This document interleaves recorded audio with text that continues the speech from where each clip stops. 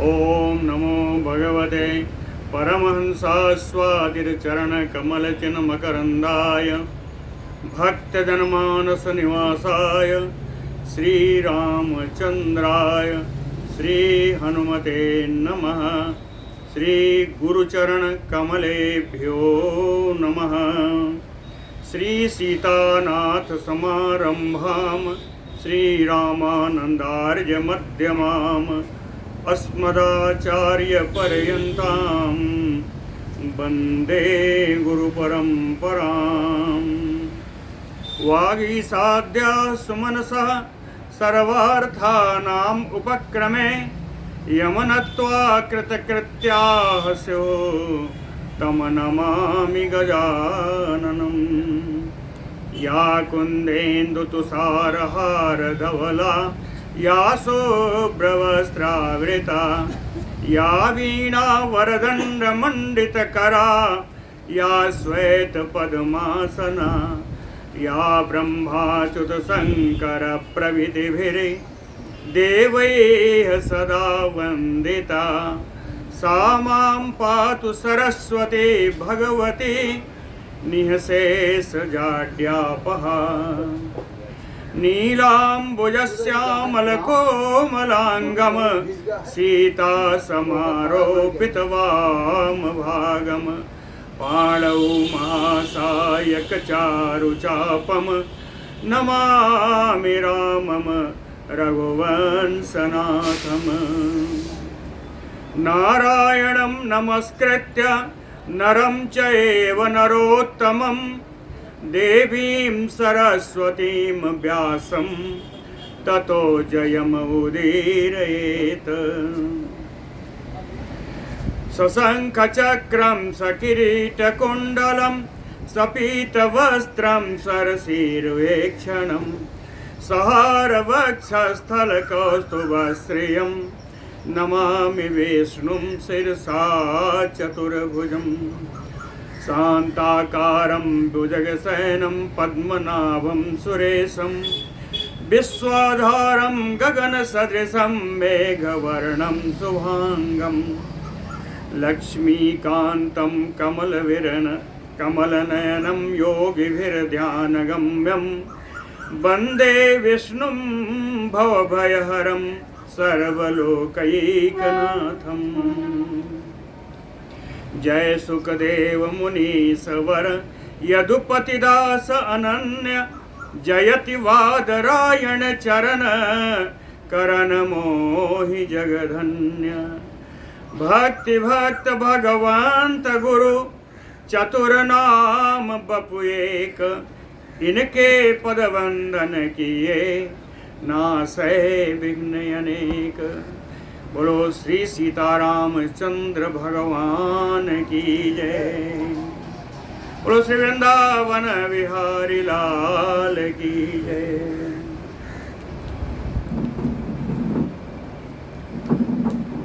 भगवान सूर्य की गति का ही हम लोग पाठ कर रहे थे।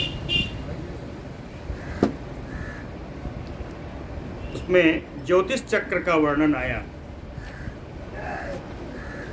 कहते हैं कुलाल चक्र नाभि तो यथा तत्रैव वर्तते ध्रुवः तथा मैत्रेय तत्रैव परिवर्तते। कुलाल चक्र नाभि, जैसे कुहार का जो चाक है उसके नाभि में रखी हुई वस्तु या मृत पिंड, मिट्टी का जो पिंड है, नाभि वाला कहे तत्रैव वर्तते, वही अपनी जगह पर ही घूमता रहता है। एकदम जो केंद्र में वो अपनी जगह पर ही घूमता रहता है। कहे तथा उसी प्रकार से ज्योतिष चक्र के केंद्र में स्थित ध्रुवः तत्रैव परिवर्तते, अपनी धुरी पर ही रह करके वो चारों तरफ घूमते हैं, चारों तरफ देखते हैं। कहते हैं मैत्रेय जी, उभयोः काष्ठयोः मध्ये भ्रमतो मंडलानि तो दिवानक्तं च सूर्यस्य मन्दाशीघ्रासवै गतिः। उभयोः काष्ठयोः मध्ये, सुमेर पर्वत के दोनों ओर जो दिशाएं हैं उत्तर दक्षिण, इन उत्तर दक्षिण दिशाओं के मध्य में मंडलानि भ्रमतो, मंडलाकार भ्रमण करते हुए सूर्यस्य गति ही, भगवान सूर्य की गति दिवानक्तम मंदा शीघ्राचा, दिन और रात में कभी मंद होती है और कभी तेज हो जाती है, यहाँ मंडल में घूमते हुए। दिवानक्तम सूर्यस्य गति ही मंदा शीघ्राचा, कहते हैं मंद गति से कब होती है, कब शीघ्र होती है, इसको भी बताया। कहे मंदा अहनिजस्मिन् अयने शीघ्रा नक्तम तदा गतिः, शीघ्रा निशि यदा च अस्य तदा मंदा दिवा गतिः। कहे यस्मिन् अयने, जिस अयन में, उत्तरायण या दक्षिणायन, जिस अयन में मंद अयनी, दिन में सूर्य की गति अगर मंद होगी तो शीघ्र नक्तम तदा गति, तो रात्रि में सूर्य की गति तेज होगी। जिस भी अयन में, अगर दिन में, जैसे उत्तरायण में दिन में गति मंद होती है सूर्य की, रात में तेज होती है। उत्तरायण में दिन बड़ा होता है, रात छोटी होती है। तो कहें ये उत्तरायण का ही उदाहरण है कि मंदा अन्य अस्मिन् अयने तदा शीघ्रा नक्तम तदा, दिन में मंद होगी तो रात में तेज होगी। उसी बात को दूसरी तरह लिखते हैं, कहे उल्टा समझो कि शीघ्रा निशि यदा च अस्य, जब रात में उनकी गति शीघ्र होगी, तेज होगी, तदा मंदा दिवा गति, तब भगवान की सूर्य की गति दिन में मंद होगी। लेकिन कहते हैं सुनो, एक प्रमाणम एव एष मार्गम याति दिवाकरः, एक प्रमाणम एव एष मार्गम याति दिवाकरः। वो मार्ग क्या है? कहे अहोरात्रेण यो भुंक्ते समस्तारासयो द्विज। कहते हैं ब्राह्मण मैत्रेय जी, दिवाकरः याति मार्गम एक प्रमाणम एव। कहते भगवान सूर्य तो प्रतिदिन उतना ही मार्ग चलते हैं, प्रतिदिन उतना ही मार्ग चलते हैं, और उनके मार्ग में कोई कमी बेसी नहीं होती है ना। उनका मार्ग न बढ़ता है न घटता है। कैसे? कहे अहोरात्रेण भुंक्ते समस्तारासयो द्विज। कहते हैं एक पूरे दिन रात में पूर्ण 12 राशियों पर भगवान जाते हैं। ठीक है, 12 राशियां ही हैं। 12 राशियों पर पूरे 24 घंटे में, पूरे एक रात में भगवान चलते हैं। इसलिए भगवान का जो रास्ता है, जो रास्ते की नाप है, वो नियत है, उतनी ही है। अब ये अलग बात है कि दिन कभी बड़ा हो गया, कभी रात बड़ी हो गई, लेकिन भगवान को 24 घंटे में तो उतना ही चलना है। इसीलिए कहा एक प्रमाणम एव एष मार्गम। मार्ग का प्रमाण, मार्ग की लंबाई वही है। याति दिवाकरः, जिस पर भगवान सूर्य चलते हैं। अहोरात्रेण वे भुंक्ते समस्तारासयो द्विज। खडेव रश्मीन यो भुंक्ते रात्रौ अन्यांच खड दिवा। 6 राशियों का दिन में उपभोग करते हैं और 6 राशियों का रात्रि में, है ना। ऐसा नहीं है कि दिन बड़ा होगा तो दिन में 7 राशि हो जाएंगे, रात में 6 हो जाएंगे, 5 हो जाएंगी। राशियां 6 ही 6 हैं दोनों में, रात्रि और दिन में, बड़ा हो चाहे छोटा हो। खडेव राशीन यो भुंक्ते रात्रौ अन्यान खड्ग दिवा। 6 राशियों का, जिन 6 राशियों का उपभोग रात्रि में करते हैं, उनके अतिरिक्त जो 6 राशियां हैं उनको दिन में उपभोग करते हैं। तो अब दिन बड़ा छोटा कैसे होता है? राशि प्रमाण जनिता दीर्घ ह्रस्वात्मताम दिने।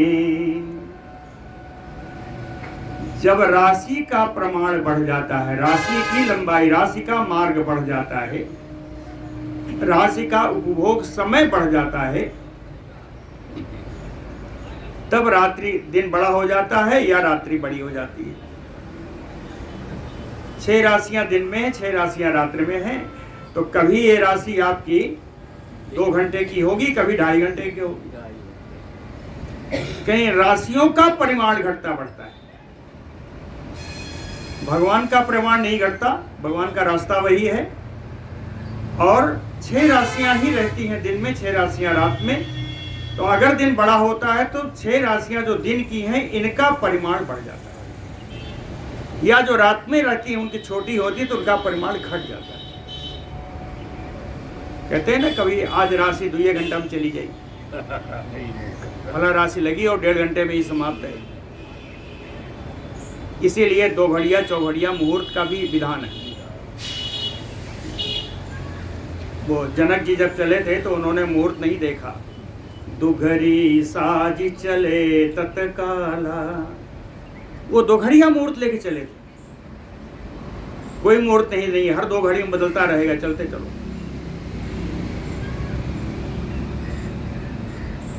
तो राशि प्रमाण जनिता दीर्घ ह्रस्वात्मताम दिने, तथा निशायाम राशयिनाम प्रमाणैः लघु दीर्घता।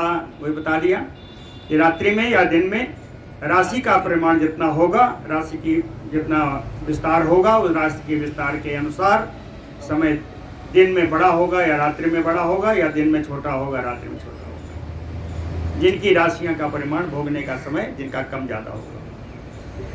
दिनादेह दीर्घ ह्रस्वत्तम तत्भोगेन एव जायते।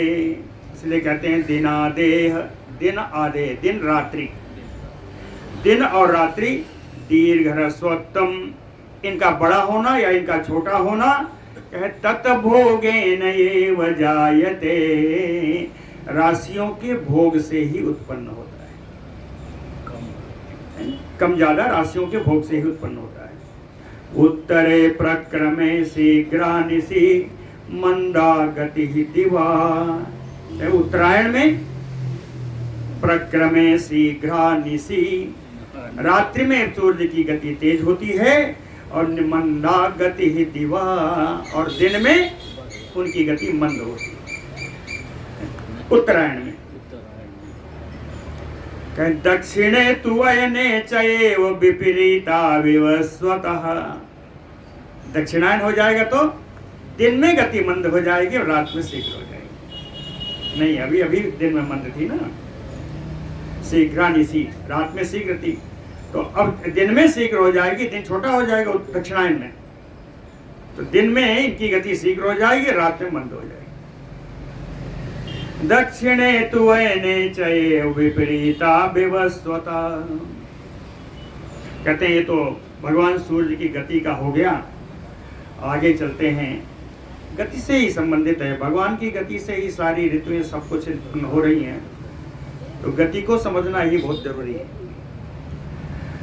उषा रात्रि समाख्याता व्युष्टि चा अपि उच्यते दिनम। उषा रात्रि समाख्याता, रात्रि को उषा कहते हैं, और दिनम च उच्यते व्युष्टि, और दिन को व्युष्टि कहते हैं। ये क्यों बताया? उषा और व्युष्टि ये दोनों वैदिक नाम हैं, ये वैदिक नाम, दिन और रात के उषा और व्युष्टि ये वैदिक नाम है। एक वैदिक मंत्र है कि रात्रि हुआ उषा अहाह व्युष्टि, रात्रि हुआ उषा दिवा हुआ व्युष्टि। रात्रि ही उषा है और दिन ही व्युष्टि है, ये वैदिक नाम। प्रोच्यते च तथा संध्या उषा व्युष्टयोः यद अंतरम, उषा व्युष्टयोः यद अंतरम, है ना। दिन और रात्रि के बीच में जो स्थान है, जो अवकाश है, कहे संध्या तथा प्रोच्यते, उसी को संध्या कहते हैं। दिन से रात होगी तो भी संध्या होगी, रात से दिन होगी तब भी संध्या होगी। इन दोनों के बीच में जो समय है, जो अंतराल है, उसी को संध्या कहते हैं। ठीक है, एक प्रातःकालीन संध्या है, एक सायंकालीन संध्या है। संध्या लेकिन दोनों को कहते हैं। संध्या का अर्थ शब्द आता है संधि से। तो जिस समय रात्रि की संधि दिन से होती है और बीच का जो अंतराल है वो प्रातःकालीन संध्या है, और दिन की संधि जब रात से होती है तो जो बीच का अंतराल आता है वो सायंकालीन संध्या है। वाल्मीकि रामायण में लिखा है, जब भरत जी ने अपने दोष बताए थे कि अगर इतने दोष हों मेरे, अगर मेरा विचार हो कि राम जी वन में जाएं तो इन दोषों का पाप मुझे लग जाए, है ना। अयोध्या कांड के 75वें सर्ग में करीब करीब 50 से ऊपर ऐसे कारण बताए। हाँ, तो उसमें एक पाप यह भी था कि यदि दोनों संध्याओं में मैं सोता रहूं तो मुझे जो पाप लगे वो पाप मुझे लग जाए, अगर मेरा इरादा हो, मेरा राय ही हो कि आपको बन जाना है। तो कभी भी दोनों संध्याओं में शयन नहीं करना चाहिए, और भी काम पर ये पापपूर्ण कृत्य है।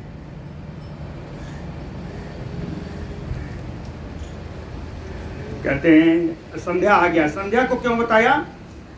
कहें संध्या काले च संप्राप्ते रौद्रे परम दारुणे मंदेहा राक्षसा घोरा सूर्यम इच्छन्ति खादितुम। भागवत बड़ा बढ़िया आया, इसका पूर्ण विवरण है। कहे परम दारुणे रौद्रे संध्या काले संप्राप्ते, परम कठिन भयानक इस संध्या काल के प्राप्त हो जाने पर, प्रातःकालीन संध्या प्राप्त होने पर, मंदेहा घोरा राक्षसा, बड़े भयानक दिखने वाले मंदेह नाम के राक्षस सूर्यम खादितुम इच्छन्ति, सूर्य को खा जाने की इच्छा से सामने आ जाते हैं प्रतिदिन प्रातःकाल। ये मंदेह नाम के राक्षस आते हैं और सोचते हैं मैं सिर्फ सूर्य भगवान को खा जाऊंगा, प्रतिदिन आते हैं। लेकिन इन मंदेह राक्षसों को ब्रह्मा जी का एक श्राप है। ब्रह्मा जी का श्राप क्या है? कहे प्रजापति कृतः शापः तेसाम मैत्रेय राक्षसम। कहे मैत्रेय जी, ब्रह्मा जी के द्वारा इन राक्षसों को श्राप दिया गया है। क्या है? कहे अक्षयत्वं शरीराणाम मरणम चा दिने दिने। अक्षयत्वं शरीराणाम, आप लोगों का शरीर तो अक्षय रहेगा, शरीर का नाश नहीं होगा, लेकिन मृत्यु प्रतिदिन होगी। अक्षयत्वं शरीराणाम मरणम चा दिने दिने। ठीक है, प्रतिदिन मृत्यु होगी। तो ये शाम को मर जाते हैं, सुबह पर उठ जाते हैं, शरीर वही रहता है। तो इनके पास जो समय है भगवान से युद्ध करने का, वो सिर्फ दिन दिन का है। तो ये मंदेह राक्षस क्या करते हैं? ततः सूर्यस्तैः युद्धं भवति अत्यंत दारुणम। बड़ी संख्या में रहते हैं मंदेह राक्षस। जैसे सूर्य भगवान का उदय हुआ, ये सब अत्यंत भयंकर युद्ध करने के लिए सूर्य भगवान के सामने आ जाते हैं। प्रातः काल है ना। संध्योपासन का क्या काल है? संध्योपासन का समय क्या है? ये नहीं है, इससे पहले का समय। उत्तमा तारकोपेता मध्यमा लुप्त तारका।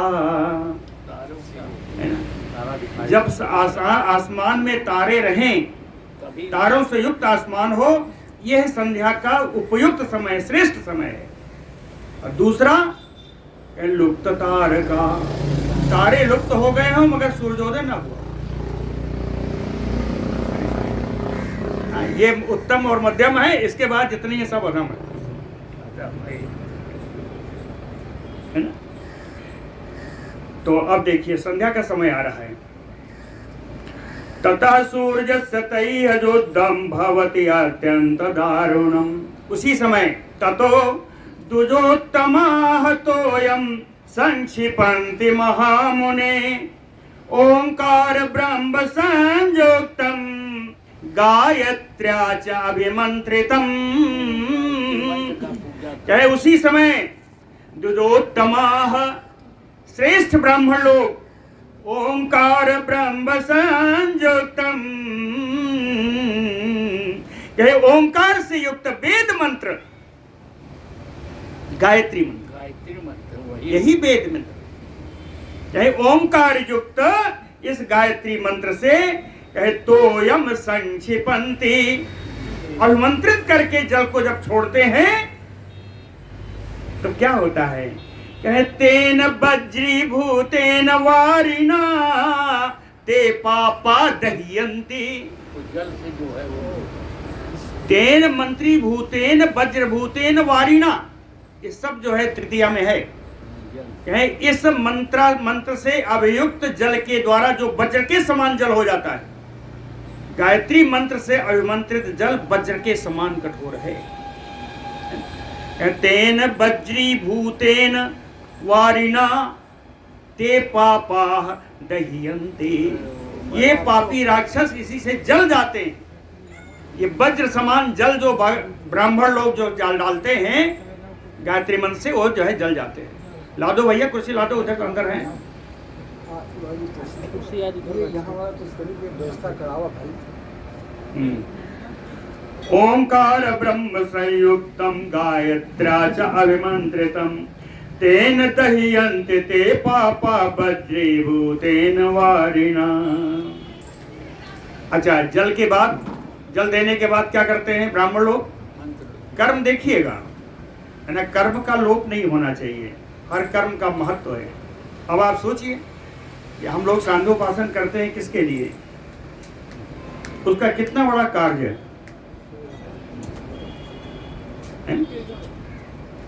अग्निहोत्रे हूयते सा या समंत्रा प्रथमा आहुति सूर्यो ज्योतिः शास्त्रांशु तया दीप्यति भास्करः।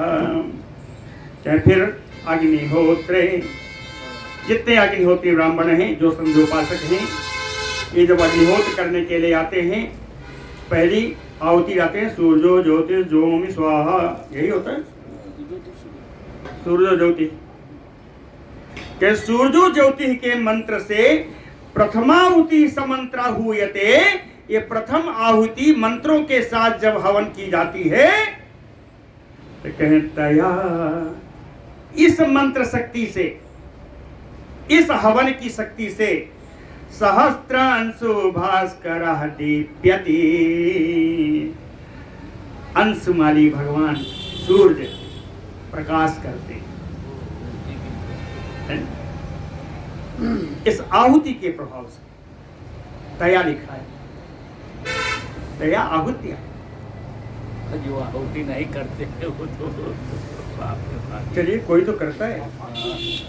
ओंकारो भगवान विष्णु त्रिधामा वचसाम पति तत उच्चारणतः ते बिना समयांति राक्षसाः। ओंकारो, ओंकार क्या है? कहे त्रिधामा, इसमें तीन शब्द हैं, आ उ मा ओम, है ना, तीन शब्द हैं। ये तीन शब्द क्या हैं? एक विश्व है, दूसरा तेजस है, तीसरा प्राज्ञ रूप है। विश्व, तेजस और प्राज्ञ रूप तीन धामों से युक्त ओंकार क्या है? ये कहे भगवान विष्णु, ये ओंकार ही भगवान विष्णु का स्वरूप है। त्रिधामा जो श्लोक है देख लीजिए, ओंकारो भगवान विष्णु त्रिधामा। आगे कहें वचसाम पति ही, वचसाम, वचसा माने वाणी, वाणी क्या है? वेद, आदिवाणी वेद है। कहें वचसाम पति का अर्थ है वेदपति। वेदों के ईश्वर भी भगवान विष्णु ही। वो भगवान विष्णु जो ओंकार के धाम हैं, जो ओंकार स्वरूप हैं, वो जो वेदों के मालिक हैं, वेदों के स्वामी हैं, तत् उच्चारणतः ते, इन्हीं वेदों के उच्चारण से राक्षसाः विनाशम यान्ति, राक्षस नाश को प्राप्त हो जाते हैं।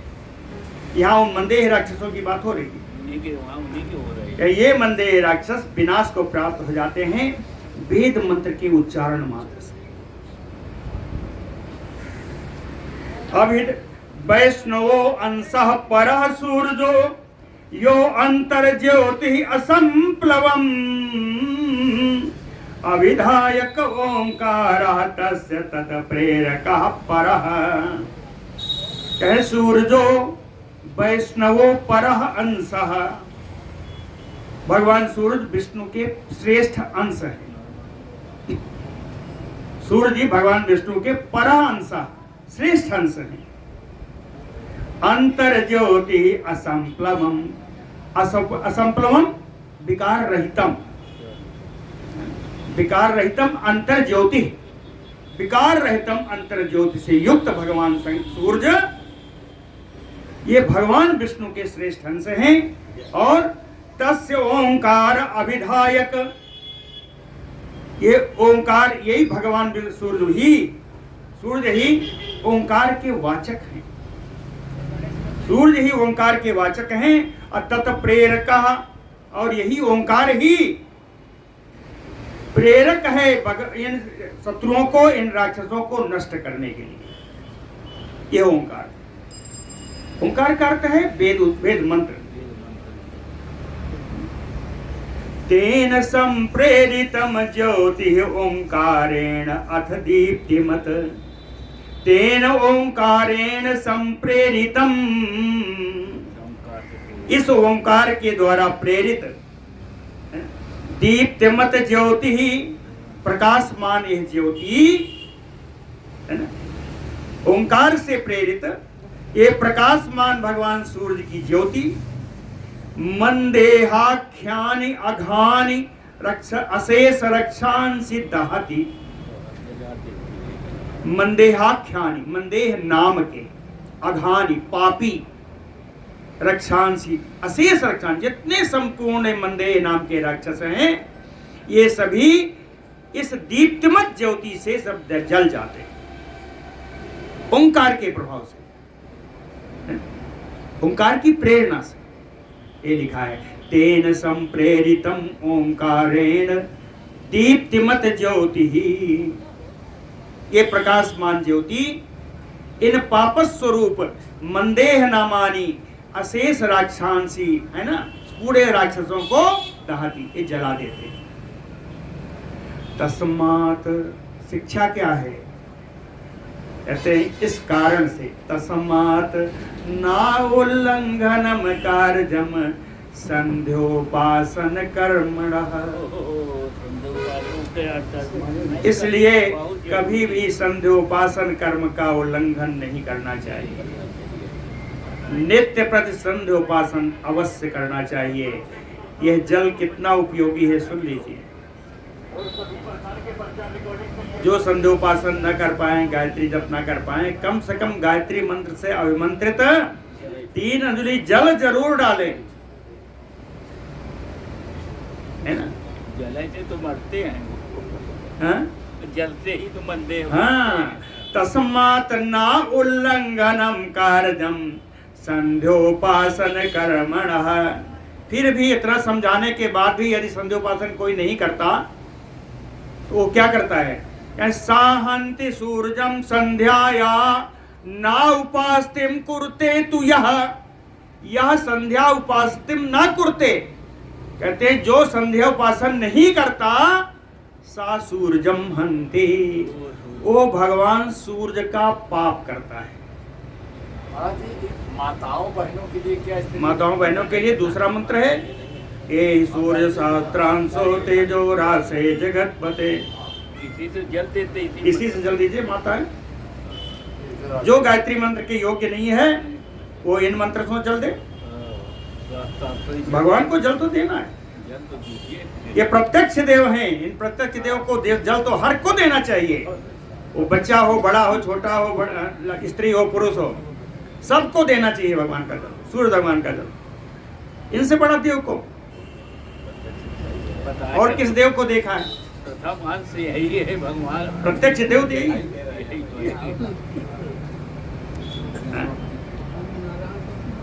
साहन्ति सूर्यं संध्याया ना उपास्तिम कुरुते तु यह।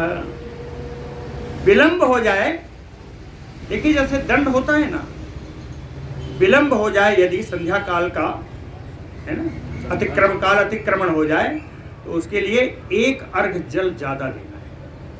4 अर्घ, 3 के बजाय 4 देना है ना, संध्या काल का अतिक्रमण हो जाए।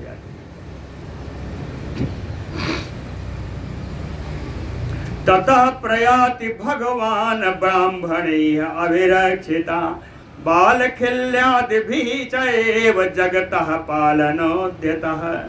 ततः भगवान सूर्यः, तदनंतर भगवान सूर्य जो जगतः पालनोद्यतः, पूरे संसार का रक्षण करने के लिए जो निकल पड़े हैं, प्रातः काल निकलते हैं, संसार को जीवन प्रदान करते हुए चलते हैं। कहें भगवान सूर्यः जगतः पालनोद्यतः, तो कहें बालखिल्यादिभिः ब्राह्मणैः, बालखिल्यादि ऋषियों से उत्तम ब्राह्मणों के द्वारा वेदोच्चार के मंत्रों से अभिरक्षितः प्रयाति, रक्षित होते हुए सूर्य भगवान अपनी यात्रा करते हैं। 8000 बालखिल ऋषि उनके सामने, हाँ, बालखिल ऋषि उनके सामने ही, उनके सामने ही करते हैं। 60,000 बालखिल ऋषि उनके सामने ही उनकी सामने ही उपासना करते हैं। तो कहते हैं इन ब्राह्मणों से, बालखिल्याद ऋषियों के द्वारा वेदों मंचार से अभिव्यक्तित होकर के, उनसे अभिरक्षित होकर के भगवान अपनी यात्रा पूर्ण करते हैं। भगवान सूर्यदेव काष्ठा निमेषा 10 पंच चैव 63 काष्ठा गणयेत कलाम च 63 कलश्चैव भवेत मुहूर्तम तैः 63 रात्रियः निसमेते। कहे काष्ठा निमेषा 10 पंच चैव, ये समय की गणना है, समय की गणना है। 10 पंच निमेष, 15 निमेष की एक काष्ठा हो। निमेष सबसे छोटी इकाई है, एक पलक झपकाने में जितना समय लगता है वो है निमेष। तो 15 निमेष में जितना समय लगता है उसको कहते हैं एक काष्ठा, है ना। तो निमेषा 10 पंच चैव काष्ठा और 63 काष्ठा गणयेत कलाम चा, 30 काष्ठा का एक कला इकाई है। बढ़िया ना, सुन लीजिए, 30 काष्ठा की एक कला और 63 कला चैव भवेत मुहूर्ता, 30 कला का एक मुहूर्त। 15 निमेष की एक काष्ठा, 30 काष्ठा की एक कला और 30 कला से मिलकर के एक मुहूर्त बने। कहे तैः 63, यही 30 मुहूर्त जब इकट्ठा हो जाएंगे तो कहे रात्रियः निसमेते, ये दिन और रात हो जाते हैं। 30 मुहूर्त में एक रात एक दिन। कहे 63 रात्रियः निसमेते। ह्रास वृद्धि तो अहर्भागैः दिवसानां यथाक्रमम्, ह्रास वृद्धि तो अहर्भागैः दिवसानां यथाक्रमम्। कहते हैं दिनों का ह्रास अथवा वृद्धि क्रमशः। कैसा है? प्रातः काल, संध्या काल, रात्रि, प्रातः काल, मध्याह्न, पूर्वाह्न, अपराह्न, है ना, पूर्वाह्न, मध्याह्न, अपराह्न, सायंकाल, संध्या, इस तरीके से पूरे दिन का ह्रास होता है, पूरा दिन बीतता है। तो ह्रास वृद्धि तो अहर्भागैः दिवसानां यथाक्रमम्। तो दिन रात तो बढ़ता रहता है, लेकिन कहते हैं संध्या मुहूर्त मात्रा, संध्या का समय, दोनों संध्याएं एक एक मुहूर्त की होती है, इनमें कोई वृद्धि घटी नहीं होती। संध्या मुहूर्त मात्रा वही रास वृद्धयो समाये स्मृता। यद्यप रात दिन घटता बढ़ता रहे, फिर भी संध्या दोनों होगी, वही एक एक मुहूर्त की ही होगी, उसमें कोई घटी बढ़ी नहीं। रेखा प्रभृति अथ आदित्य त्रिमुहूर्त गते रबो। रेखा प्रभृति आदित्य,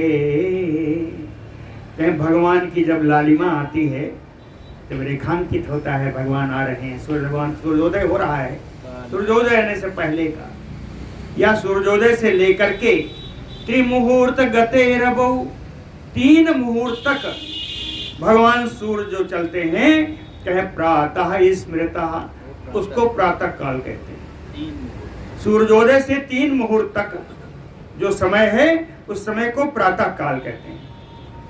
कालो भागः च अन्हा स पंचमः, ये प्रातः काल का समय पूरे दिन का 1/5 है। पंचमा भागा, ये 5वां भाग है। प्रातः काल पूरे दिन का 5वां भाग है। तो कहते हैं चलो दूसरा भाग देखते हैं, पहले भी आया प्रातः काल, कहीं दूसरा देखते हैं। तस्मात् प्रातः स्नात काल त्रिमुहूर्ता तु संगवः, प्रातः काल से आगे 3 मुहूर्त का जो समय बीतेगा, फिर जो काल आएगा उसको संगव काल कहते हैं, उसको संगव काल कहते हैं। प्रातः काल फिर संगव काल है। मध्याह्ने त्रिमुहूर्ता तु तत्काला तस्मात् काला तु संगवात, संगव से 3 मुहूर्त और आगे जाएंगे तो जो काल आएगा उसको मध्याह्न कहते हैं। प्रातः काल आया, संगव काल आया, अब मध्याह्न आ गया, मध्याह्न आ गया। आगे चलिए, कहे तस्मात् माध्यानिकात कालात अपराह्न इति स्मृतः, मध्याह्न से आगे 3 मुहूर्त का समय, इसको अपराह्न का समय है। अपराह्न इति स्मृतः, इसमें नहीं लिखा कि 3 मुहूर्त का है, उसको आगे लिखा है। तस्मात् त्रय एव मुहूर्ता तु काल भाग भागः स्मृतो बुधैः, बुधई का अर्थ है विद्वानई, विद्वानों के द्वारा इस अपराह्न के समय का निर्धारण भी 3 ही मुहूर्त का है। अपराह्न भी 3 मुहूर्त का हो गया। अपराह्ने व्यतीते तु कालः सायं एव च, अपराह्न के व्यतीत हो जाने पर 3 मुहूर्त का सायंकाल आता है। अभी जैसे बता दिया आपने संध्या काल निर्णय है ना, सायंकाल की संध्या सूर्यास्त से पहले की जानी चाहिए, उसका भी यही समय। तो सायंकाल अस्त से सायंकाल नहीं होता, सायंकाल अस्त के 3 मुहूर्त पहले से लग जाता है। जैसे सुबह जो है 3 महीने पहले ब्रह्म मुहूर्त आ जाता है ना, 3 मुहूर्त पहले, इसी तरह ये 3 मुहूर्त पहले आ जाता है सायंकाल, सूर्यास्त के पहले। उत्तम संध्या काल वही है, सायंकाल की संध्या उत्तम काल यही है कि सबको सूर्यास्त से पहले, सूर्य के साथ हो, तो सूर्य के साथ, सूर्यास्त से पहले सूर्य के साथ ही। अपराह्ने व्यतीते तु काल सायं एव च, 5 भाग हो गए कि नहीं हो गए? 5 भाग हो गए। प्रातः काल, संगव काल, मध्याह्न, अपराह्न, सायंकाल, 5 हो गए। हर एक भाग 1/5 है पूरे दिन का। 10 पंच मुहूर्ता तु मुहूर्ता त्रय एव च, 3 मुहूर्त के ऐसे भाग होने से ये पूरे दिन का अगर जोड़ें तो 15 मुहूर्त का दिन हुआ।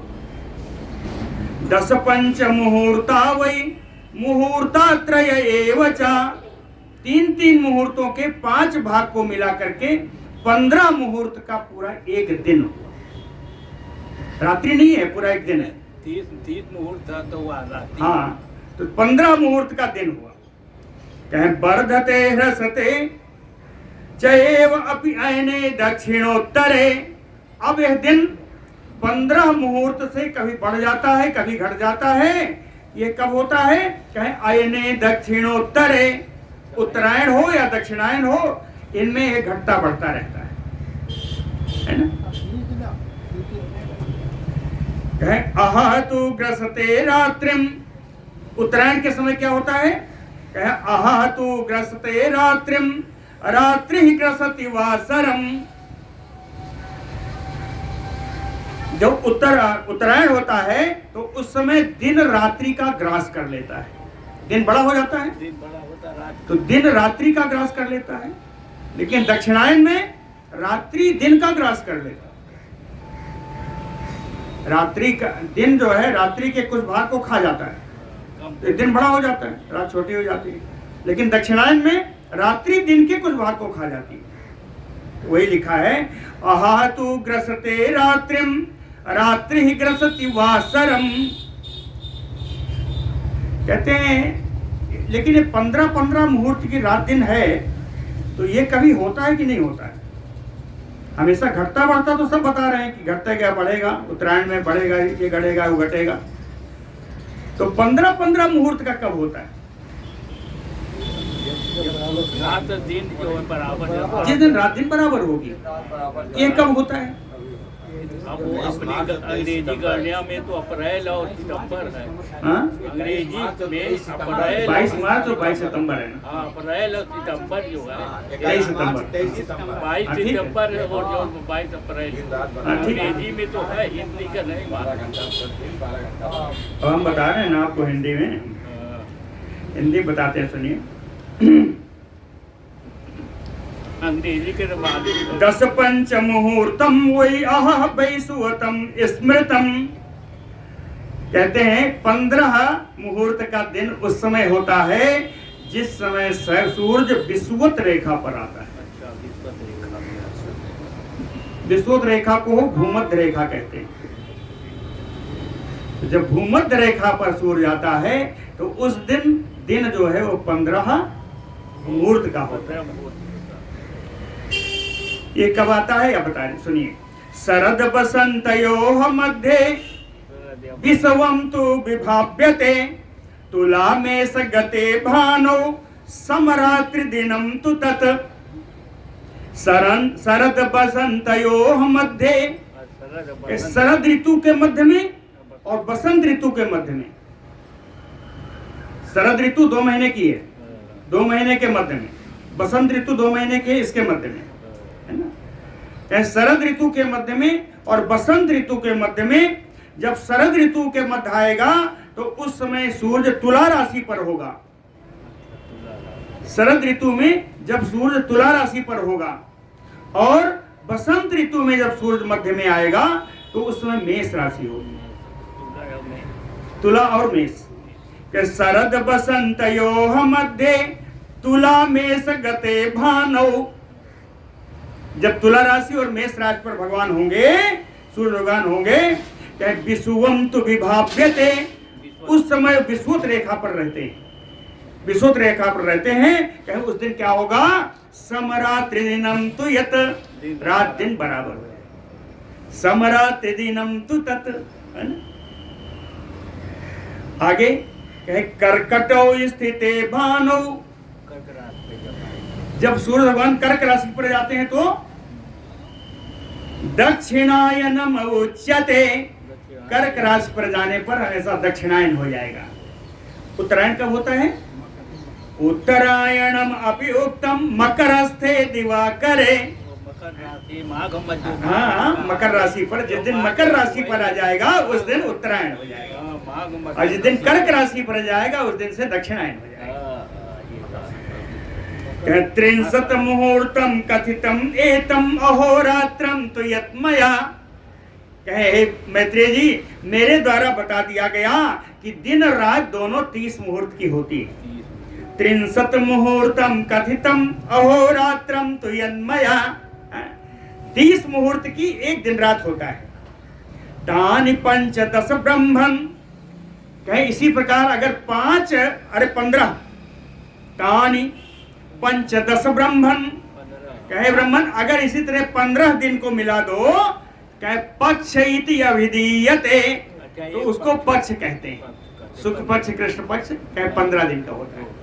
कहे तानि पंचदश ब्रह्मन पक्ष इति अभिधीयते, अपक्षद्वयेन मासः, 2 पक्ष मिल गए तो 1 महीना हो गया, और 2 मासो चा अर्कजो ऋतु, और 2 महीने मिले तो 1 ऋतु, 6 ऋतुएं होती हैं, 1 ऋतु हुई। ऋतुत्रयम, 3 ऋतु अगर मिली तो चा अपि अयनम, अयन हो गया, 3 ऋतुओं में 6 महीना हो गया। ऋतुत्रयम चा अपि अयनम, द्वै अयने वर्ष संगीते, और 2 अयन मिल गए तो 1 वर्ष हो गया। 3 ऋतु का अयन हो गया, 2 अयन मिले तो 1 वर्ष हो गया। अब ये वर्ष भी कितने प्रकार का होता है?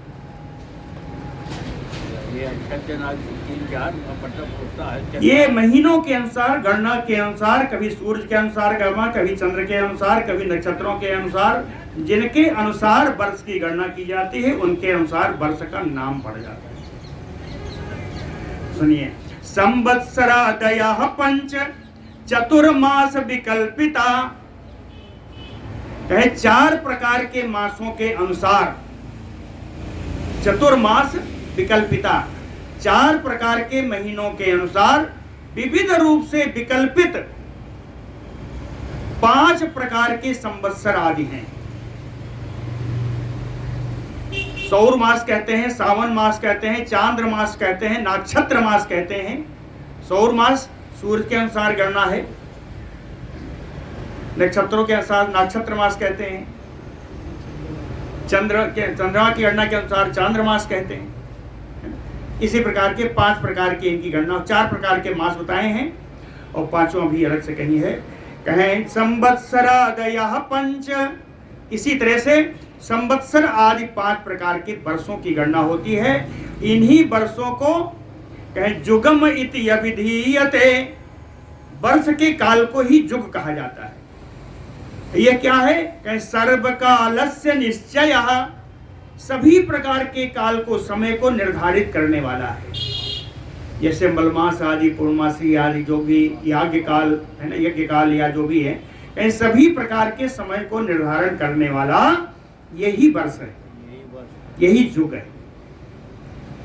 5 प्रकार के वत्सर बताए हैं, संवत्सर वर्ष 5 प्रकार के बताए हैं, 5 का नाम सुन लीजिए। संवत्सरः प्रथमो द्वितीयो परिवत्सरः, पहला संवत्सर है, दूसरा परिवत्सर है। इडवत्सरः तृतीयः तो, तीसरा इडवत्सर है, इडवत्सर है। और चतुर्था च अनुवत्सरः, और चौथा है अनुवत्सर। वत्सरः पंचमं च अत्र, 5वां केवल वत्सर है। कालो अयम युग संगीतः, इन संवत्सरों में जो काल है, जो वर्ष है, उसको ही युग कहा जाता है।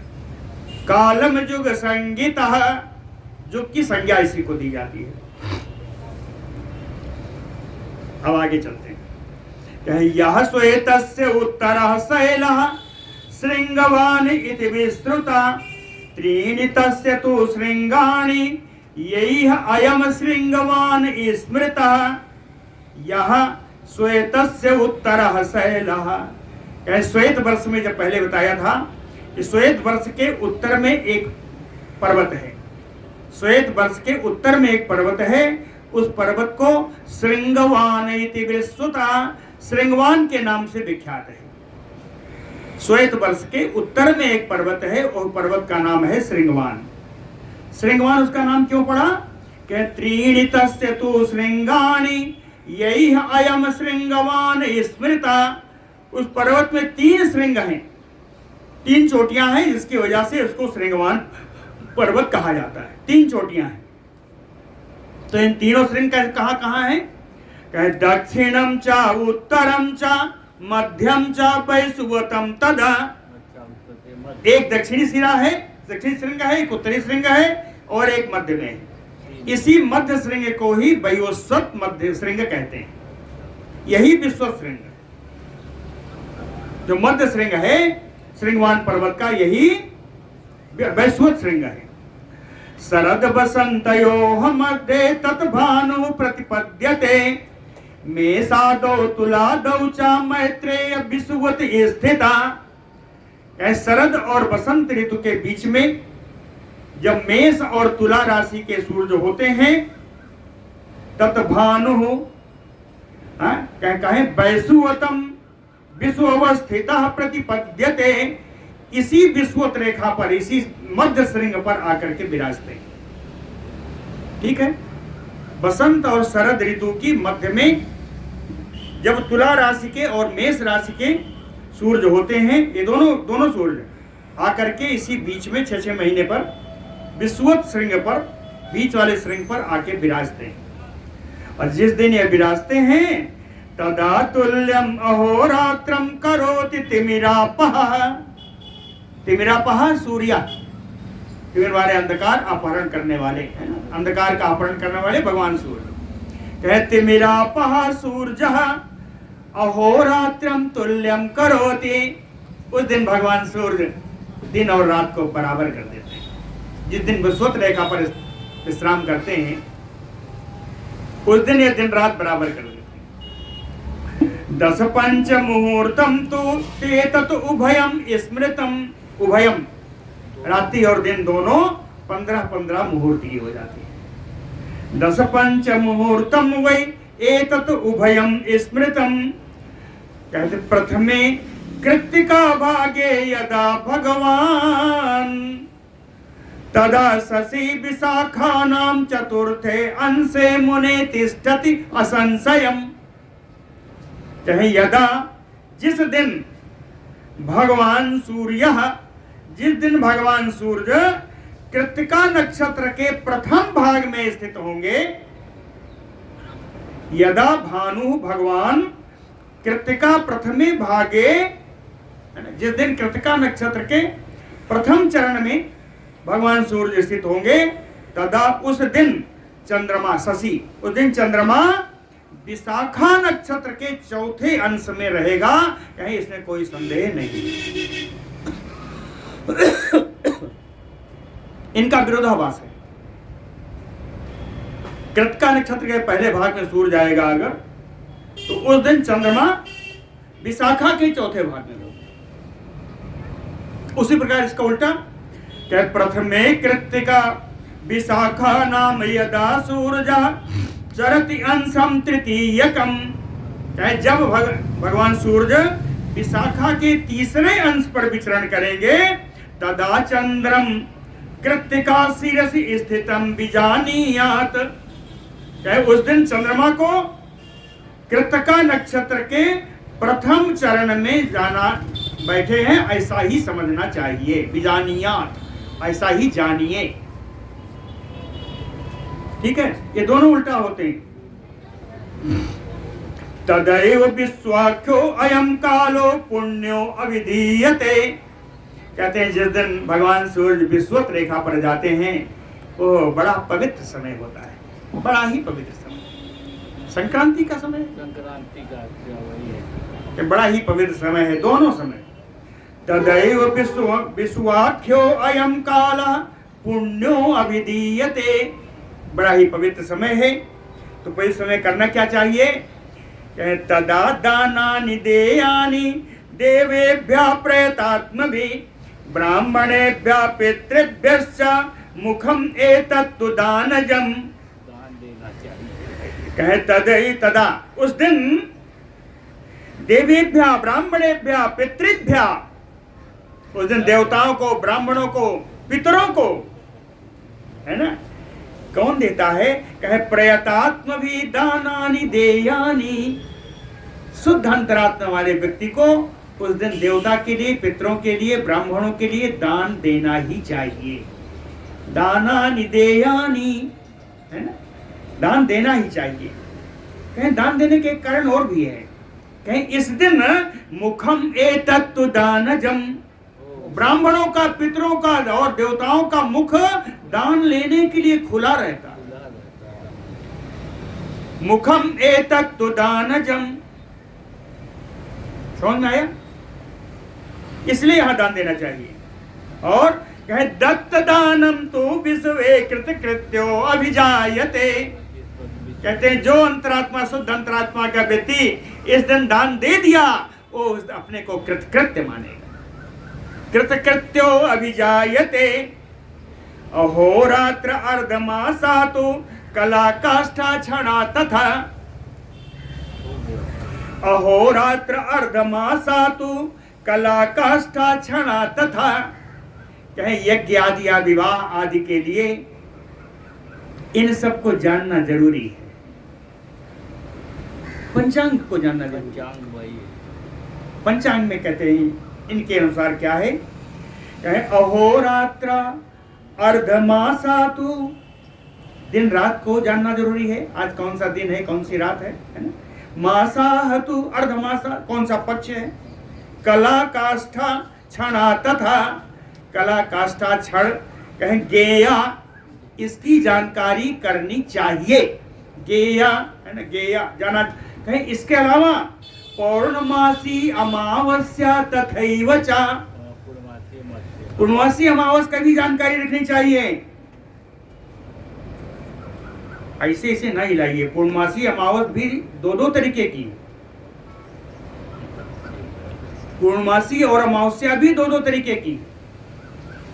इनका नाम बताऊं? सिनी वाली कुहुचा राका चयो अनुमति तथा। पूर्णमासी दो तरीके की, राका और अनुमति। आपने सुना होगा कभी, कहेंगे आज जो है केवल व्रत वाली पूर्णिमा है, दूसरे दिन कहेंगे कि आज स्नान दान वाली पूर्णिमा है। कभी कभी दो पूर्णिमा आ जाती है ना। तो जब दो पूर्णिमा आ जाए तो समझिए यह पूर्णिमा अनुमति पूर्णिमा है। राका अनुमति दो प्रकार की है। शुद्ध 16 कलाओं वाला चंद्रमा, पूर्ण चंद्रमा अगर आएगा तो वो राका पूर्णमासी है। और एक कला भी अगर रहित हो गई तो यह है अनुमति पूर्णमासी। 2 दिन वाली अनुमति है। इसी प्रकार अमावस्या में भी है ना। कभी कभी अमावस्या चंद्र दृष्टा अमावस्या होती है। चंद्रमा एक कला से कहीं किनारे में दिखाई पड़ जाता है ना। तो जो चंद्र दृष्टा होगी वो होगी सिनी वाली,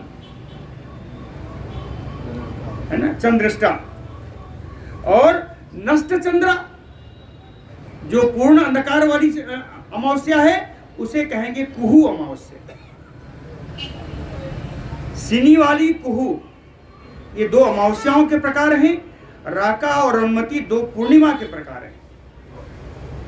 पूर्ण चंद्र वाली पूर्णमासी राका पूर्णमासी है, और एक भी कला से रहित होने पर वह अनुमति पूर्णमासी है।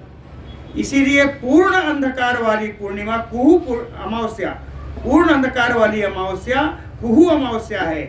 और थोड़ा भी चंद्रमा का अंश अगर अमावस्या में है तो सिनी वाली है ना।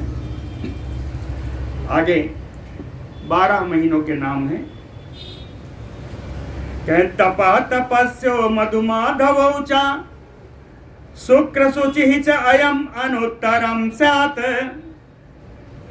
तपा तपस्यो, तप का महीना कहते हैं माघ को, तपस्या होता है फाल्गुन।